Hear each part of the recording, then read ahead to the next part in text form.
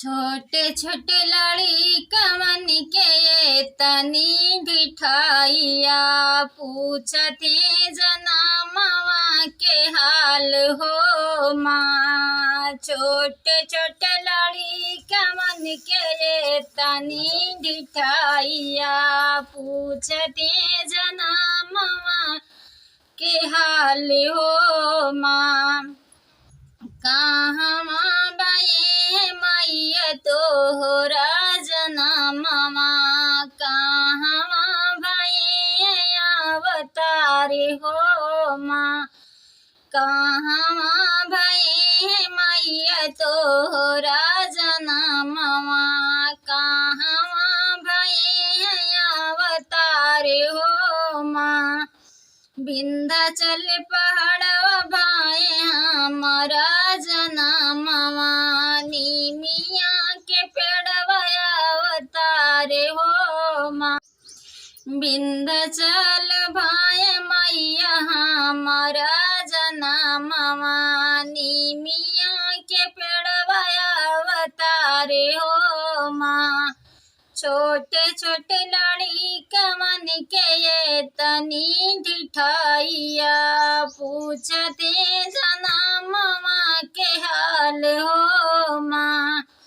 कहवा भये मैया तोहरा जनमवा कहवा भये अवतार हो माँ। ऊंचे पहाड़वा मैया हमारा जनमवा निमिया के पेड़वा अवतार हो माँ। ऊंचे ऊंचे पहाड़वा पे हमारा जनमवा निमिया के पेड़वा अवतार हो माँ। शीतल मैया थनवा भाए हमारा जनमवा निमिया के पेड़वा अवतार हो माँ। छोट छोट लड़ी कमन के ये तनी ढिठाइया पूछते जनमवा के हाल हो माँ। कहवा भये मैया तोहरा जनमवा कहवा भये अवतार हो माँ। काली मई के तनवा भाए हमारा जनमवा निमिया के पेड़वा अवतार हो माँ। बुढ़िया माई भाई ले हमारा जनमवा निमिया के पेड़वा अवतार हो माँ।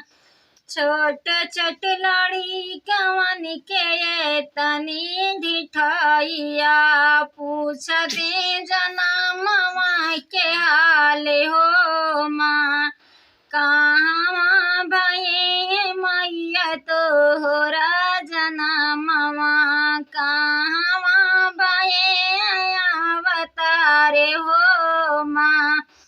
पापर मई मंदिरिया मैया हमारा जनमवा निमिया के पेड़वा अवतार हो माँ।